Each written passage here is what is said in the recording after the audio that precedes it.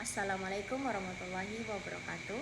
Baik, perkenalkan saya Nur Fadilah, Prodi Hukum Tata Negara kelompok 7 semester 4. Di video ini saya akan memberikan reaction dan juga sedikit analisis dari video Kompas TV yang membahas soal aksi demonstrasi mahasiswa, kebijakan pemerintah dan kondisi ekonomi yang lagi ramai diperbincangkan.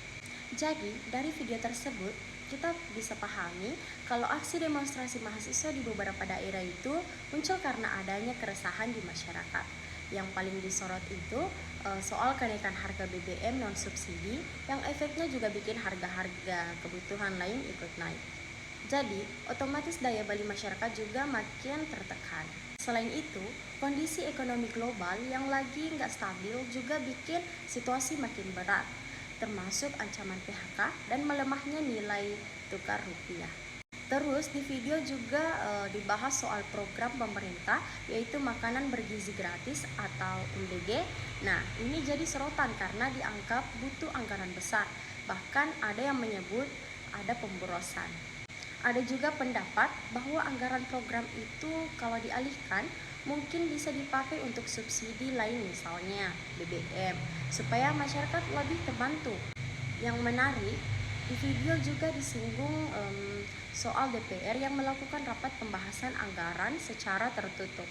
Ini kemudian jadi pertanyaan publik karena DPR kan harusnya mewakili rakyat, dan bersifat terbuka. Akhirnya, karena banyak aspirasi yang merasa belum tersampaikan, mahasiswa turun ke jalan untuk menyuarakan pendapat mereka. Jadi kita dapat mengambil nilai atau pelajaran terkait video tersebut, bahwa dari video ini kita bisa melihat kalau mahasiswa itu memang punya peran penting sebagai kontrol sosial di negara demokrasi. Artinya, mahasiswa bukan cuma pelajar di kampus, tapi juga punya kepedulian terhadap kondisi masyarakat dan kebijakan negara. Saya juga jadi paham kalau kebijakan pemerintah itu nggak bisa dilihat dari satu sisi saja, karena pasti ada pertimbangan anggaran, politik, dan kondisi ekonomi.